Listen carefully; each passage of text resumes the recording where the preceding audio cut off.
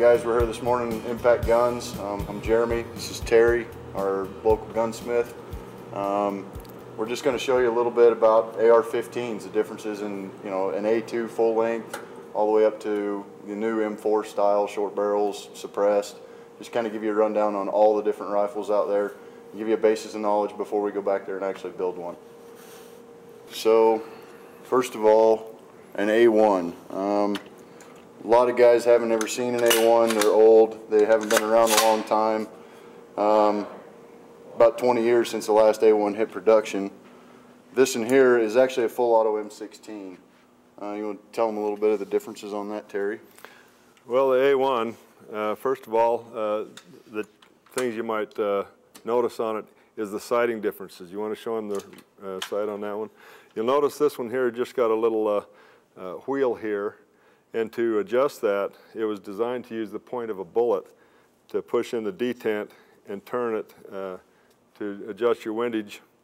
It's got a flip-up sight with a large aperture on one leaf, and you flip it down, there's a smaller aperture on the other one for a little more long-range precision shooting. The elevation is adjusted with the front sight. That's got a detent also and a spring where you can turn the sight up and down to adjust your elevation.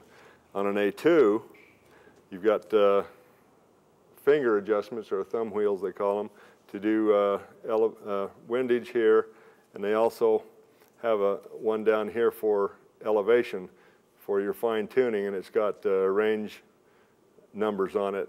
The front sight is also adjustable as it was on the A1. And this one has round handguards, but the original A1s had triangular handguards.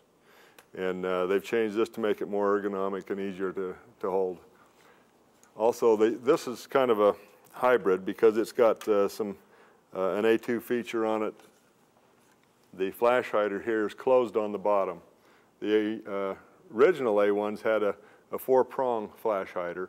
Then they went to a full cage flash hider that had the holes all the way around. But they found when you was shooting prone or in a low position, the gases from the bottom would blow up a lot of dust and debris in the bottom. So they closed it off in the A2 version. And one other quick thing you'll notice, the forward assist is actually shaped different on an A1 versus an A2. It's a bigger paddle. It's actually more for your thumb. Whereas they decided we'd just go down to a smaller knob because these were hanging up on guys' gear. But yeah, they're pretty big differences and not really easy to pick up with just regularly looking at them. Just so you guys know, some of this video will be edited. You won't be able to notice us doing it. But every time we pull a rifle off the wall here, we actually check and clear visually that it's safe. We've already checked all the rifles on the table, all the ones in front of the counters. But still, again, we'll pull them open, check every one of them, make sure they're clear and safe. Here we have the Knight's Armament Stoner rifle. On a lot of people's wish list, it's a very high-end rifle. Short-barreled, it's a 14.5-inch rig. You got different things, the collapsible M4 buttstock on it. Ambidextrous controls, mag release and slide release. So they're pretty cool rigs. The LWRC also is a smaller production, but they're very high quality. And they are more expensive, of course, because of that. There's a lot more handwork that goes into these guns. This one is equipped with a EOTech red dot sight. This one has 2 AA batteries inside that gives you a lot of run time on them. This is equipped with a sound suppressor and a quick disconnect. You want to show them how that one works? So you just push the button here on this, and it'll rotate right off of there.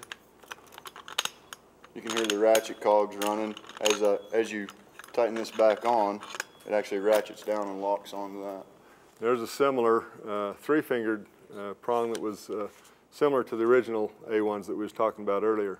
This is also outfitted with a light on one of the side rails here, a vertical hand guard with the built-in bipod. Here's one that's we've added on the front of it just to show the difference. This one has not got a bipod in it. This has got, looks like a Magpul grip added to it. Just outfitted pretty nice. This is a POF. It's a AR10 version in 308. It's a piston gun, a lot like the LWRC is. Basically, this is their DM rig. It's made for the designated marksman of a squad, but highly accurate semi-automatic 308. It's came from the factory with a Duracoat finish on it. The Duracoat finishes last an extremely long time. You can't beat on them. You can't, I mean, it just doesn't come off. The only way to get the paint off this gun is literally to bead blast it back off. It's baked on when they paint it and done then. The POF 308, it is pretty common as far as the 308 piston guns go. A lot of guys are after them. They're really popular, fairly accurate, not precision rigs like a CAC M110 or something like that, but a really accurate rifle nonetheless.